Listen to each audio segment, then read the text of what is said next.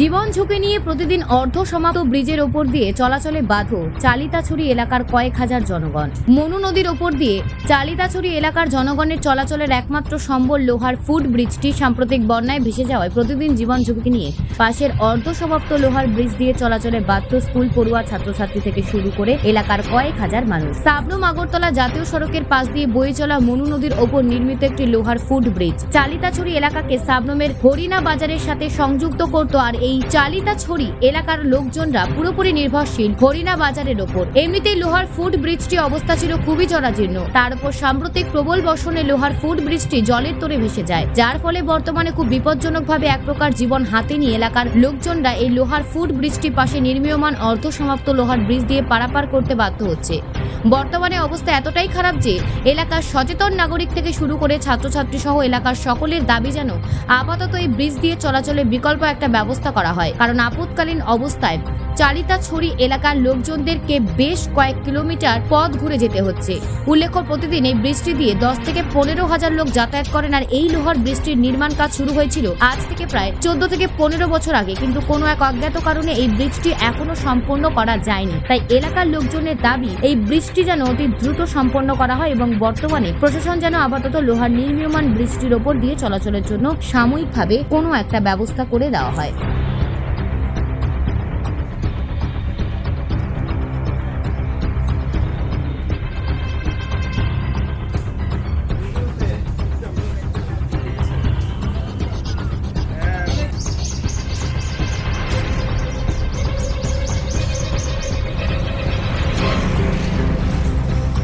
দেখেন আপনারা এত ঠান্ডা কিভাবে ছাত্র তোলাই।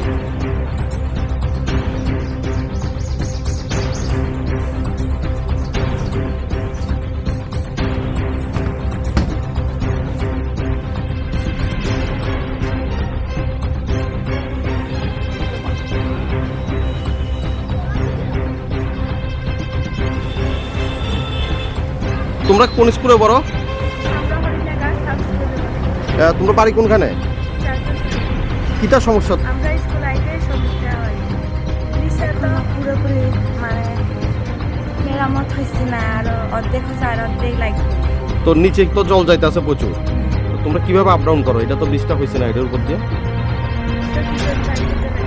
অনেকজন আয় সমস্যা তো ডেইলি তো কষ্ট, সবাই তো জানলাম আরো কষ্ট। কি কারণে হইতেছে কষ্টটা? ব্রিজ হইতেছে না, এত বছর 14-15 বছর হয়েছে কম। এক্ষণে আপনারা ওই দিক থেকে আসার রাস্তা কি? রাস্তা তো দেখেন না কি অবস্থা। আগে ব্রিজ আসলে এটা ভাঙে গেছে না, এখন ইয়ে তো হইতেছে না।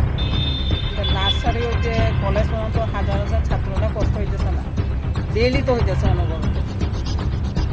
আমরা না একটা 2-1 দিন ছাত্ররা তো ডেইলি রেগুলার যাইতেছে, তারা তো আরও কষ্ট হইতেছে। অনেক সব কইরা তো যাইতে পারে, রিক্সা যেতে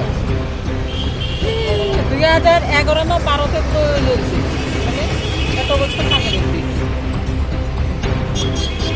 এই ব্রিজটা কোন জায়গাতে আছে? বিরিয়ানি চালিতাছড়ি মনু নদী হয়, মনু নদী ধরে। তো এই ব্রিজটা হরিণাই দিয়ে চালিতাছড়ি এটাই তো আর তো নাই, এটাই তো অসুবিধা। ছাত্ররা বেশিরভাগ ছাত্ররা হইতেছে, এটা তো তারা ওই আবার ওই দিকে যাইব, পশ্চিম দিকে ঘুরা মনু দিয়া ওই থানা রেল ব্রিজ দিয়া কেমন কেমন যাইতো নাকি কষ্ট হইয়া। তার মানে সব ছাড়া তো যাইতো না, ঘুরে যাইতো। সব থেকে বেশি অসুবিধা ছাত্রছাত্রীদের হতেছে। সবাই ছাত্ররা বেশি, ছাত্র তো রেগুলার স্কুল যাইতেছে না। তো এখন আপনাদের দাবি কি থাকবো? দাবি ব্রিজটা যেন তাড়াতাড়ি হয়। আমাদের এখানে আমাদের হরিণা ব্রিজটা ভাঙে গেছে। হ্যাঁ, তো এখন তোমাদের